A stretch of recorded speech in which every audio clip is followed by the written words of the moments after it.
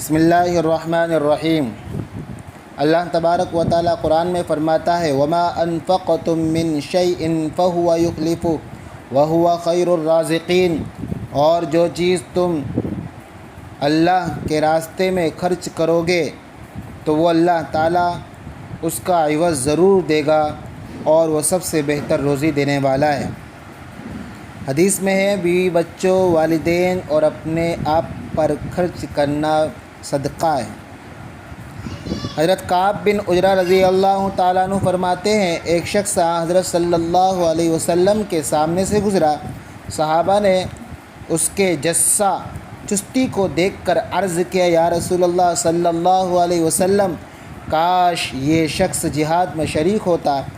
तो हज़रत सल्लल्लाहु अलैहि वसल्लम ने इरशाद फरमाया, अगर ये अपने छोटे बच्चों की ज़रूरत की जुस्तजू के लिए निकला है तो भी ये अल्लाह के रास्ते में है, और अगर आपको नाजायज़ और मुश्तबा चीज़ से बचाने के लिए निकला है तो भी ये अल्लाह के रास्ते में है, और अगर अपने बूढ़े वालिदैन की खातिर मेहनत के लिए निकला है तो भी अल्लाह के रास्ते में है, और अगर ये रियाकारी और तकब्बुर के खातिर निकला है तो फिर ये शैतान के रास्ते में है।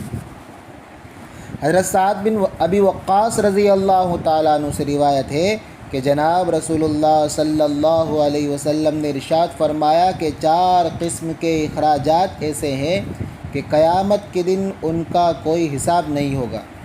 नंबर 1, वो खर्च जो अपने वालिदैन पर किया। नंबर 2, जो इफ्तार के लिए खर्च किया। नंबर 3, वो जो सहरी के लिए किया। नंबर 4, वो खर्च जो अपने अहलो अयाल पर किया।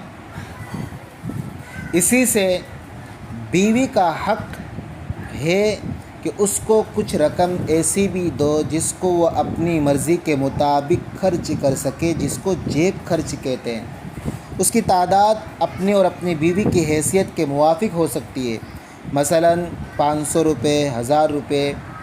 ये रकम खर्च से अलहदा दो और साफ़ कह दो कि ये रकम सिर्फ़ घर के खर्च के लिए है, ये रकम तुम्हारी जेब खर्च है, ये तुम्हारी मिल्क है, उसको जहाँ चाहो खर्च करो। जब तुम अलग खर्च दोगे ना तो तुम्हारा ये कहने को मुँह होगा कि ये रकम जो घर के खर्च के लिए दी है अमानत है, क्योंकि आदमी के पीछे बहुत से खर्च ऐसे भी लगे हुए हैं जो अपनी ज़ात ख़ास के साथ ख़ास है। अगर बीवी को कोई रकम ज़ात ख़ास के लिए न दी गई जिसको खर्च कहते हैं तो वो अमानत में ख़यानत करने पर मजबूर होगी। इस सूरत में उस पर तशद्दुद करना एक तरह का जुल्म और बेहमीयती है।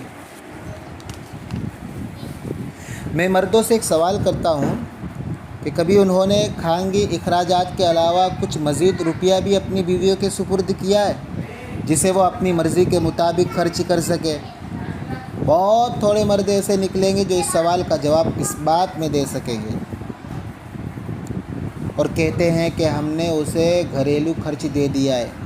और कुछ मर्द तो ऐसे हैं जो बीवी से यूँ कहते हैं, अपनी ज़ेवरात की ज़कात खुद अदा करो। वो कैसे अदा करेगी? वो कौन सा काम करती है? वो कौन सा कारोबार करती है? ना आप उसे कोई जेब खर्ची देते हो, वो कहाँ से अदा कर पाएगी? तुम खानगी का रुपया तो बीवी को देते हो, अगर तुम कुछ मज़ीद रुपया उसके हवाले किया करो जिसे वो अपनी मर्ज़ी के मुताबिक खर्च किया तो उसमें हरज ही क्या है? लाखों रुपए कमाने और एक एक पाई बचा कर रखने से कहीं ज़्यादा ये बात ज़रूरी है कि बीवी आसूदा और काने हो और घर में अमन और खुशी का दौर दौरा हो। लेकिन शायद ही 100 में से एक मर्द ऐसा होगा जो अपने घरेलू ज़िंदगी को आसूदा और खुशहाल देखना चाहता हो। एक औरत का कौल है कि हम औरतें इस बात के समझने से यकसर कासिर है कि जिस तरह मर्द अपनी तिजारत या मुलाजमत को कामयाब बनाने की कोशिश करता है, वो इसी तरह अपनी इस दिवाजी ज़िंदगी को कामयाब बनाने की फ़िक्र क्यों नहीं करता? तुम्हारी बीवी का तुम पर हक़ है, उसके बच्चे हैं, उसके मुलाजिम है, उसकी सहेलियाँ हैं, उसकी पड़ोसनें हैं। कई बार ऐसा होता है कि अचानक कोई नौकर उससे पैसा मांगने आ जाता है, वो कहाँ से ला के देगी? अचानक कोई बच्चा बीमार पड़ गया और वो डॉक्टर को बुलाने की फ़ीस अदा ना कर पाए तो कहाँ से क्या नतीजा निकलेगा? اگر اس کی کوئی سہیلی آ گئی، کوئی قریبی رشتہ دار آ گیا اور اس کے پاس پیسہ نہیں ہے تو خاطر تواضع کیسے کر پائے گی؟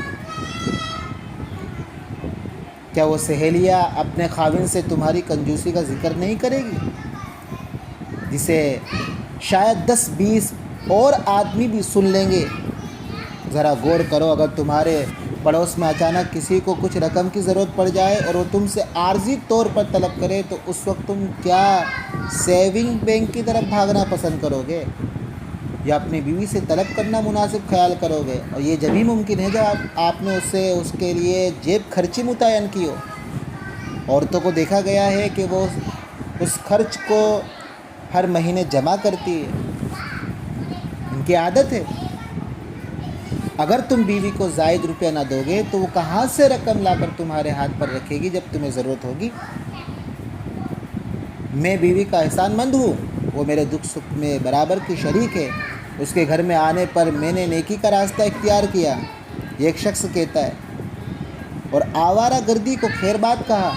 شادی ہونے پر میں مقروض تھا، لیکن چند ہی برسوں کے اندر میرا قرضہ اتر گیا اور میں آرام کا سانس لینے کے لائق ہوا، کیونکہ شادی پر میری بیوی نے ایک پائی بچائی تھی۔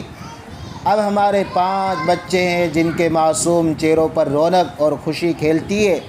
لوگ میری عزت کرتے اور کہتے ہیں میں روپیہ پیسے والا آدمی ہوں، لیکن میں سمجھتا ہوں، وہ شخص کہتا ہے، میں سمجھتا ہوں کہ میں جو کچھ بھی ہوں اپنی بیوی کی ہی بدولت ہوں کہ مصیبت کے وقت میں اس نے میرا ساتھ دیا۔